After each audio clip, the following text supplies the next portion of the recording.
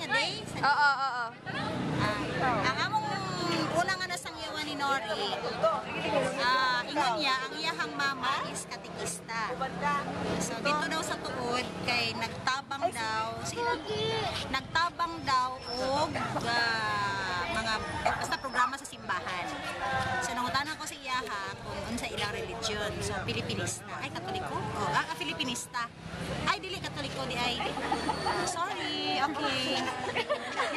Kung ako sa iyaha, gawa sa Katoliko, unsa pa nga reliyon ang nakasagol din sa inyohang barangay.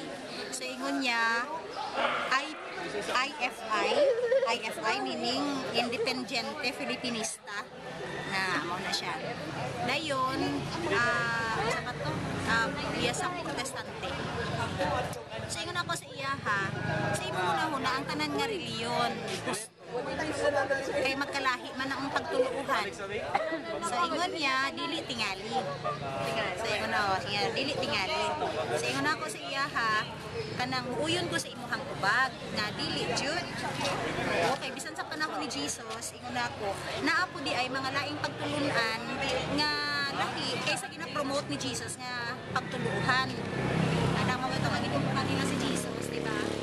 Anang nasuko sila sa dihang nagsangyaw si Jesus.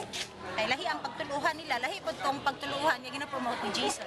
So ingon ako sa iyaha, unsa kaha ang ilhanan nga ang usa ka reliyon husto.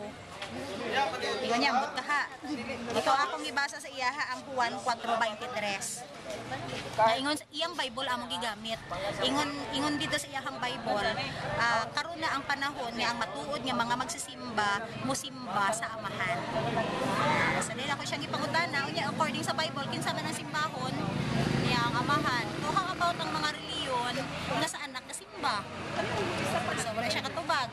So ingon ako sa iyaha, sa imuhang napanood-an kasagaran sa reliyon karon kinsa ilang ginasimba amahan o ang anak? So ingon niya ang anak. Nya according sa Bible ang tinuod asa mo simba sa amahan. So kinsa pa ning amahan?